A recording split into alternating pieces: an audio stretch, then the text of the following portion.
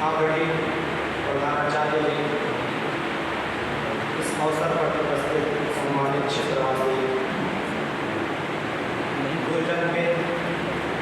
एवं सहपाठियों, आज का दिन एक ऐतिहासिक दिन है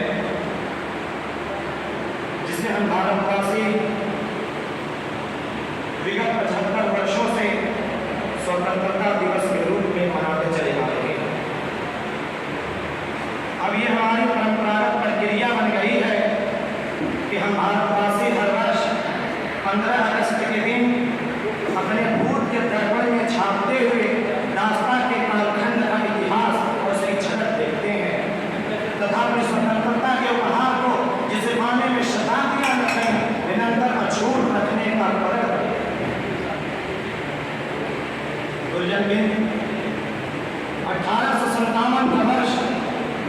स्वतंत्रता संग्राम का वह वर्ष रहा जब स्वतंत्रता प्राप्ति हेतु हमारे पूर्वजों ने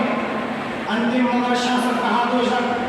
शाह जफर के नेतृत्व में स्वतंत्रता का संग्राम किया। स्वतंत्रता संग्राम चलता रहा, 90 वर्षों तक गिरते पड़ते चोट खाते तथा पुनः संगठित होकर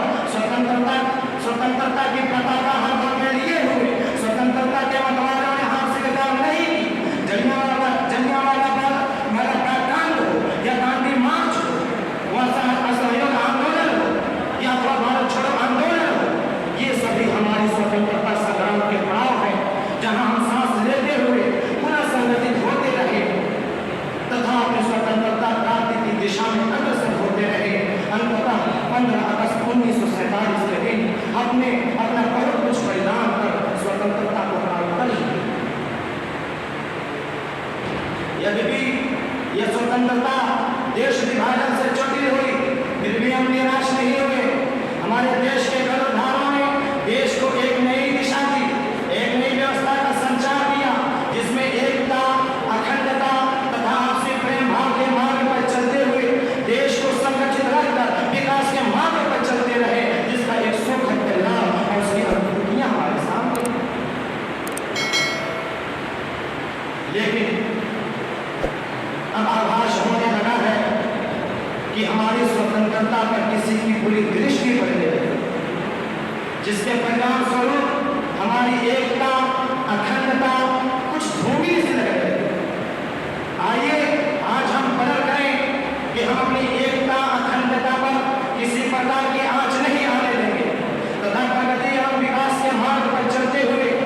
देश को एकजुट रहकर आगे बढ़ाते रहें। हम भारतवासी अपने मन में फैल रहे द्वेष और घृणा को समाप्त कर ही हम देंगे, अन्यथा द्वेष और घृणा की भावना हम भारतवासियों के लिए वो सिद्धांत है जो विश्व के लिए जो भूत के कालखंड के और में पुनः धकेल देगा, जिसका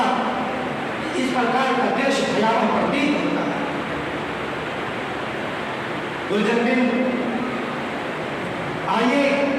आज इस पावन अवसर पर हम पुनः प्रकट करें कि हम भारतवासी एकता के सूत्र में बंधे रहेंगे तथा देश को अग्रसर करते रहेंगे। यही हमारी विशेष उपलब्धि होगी ताकि विश्व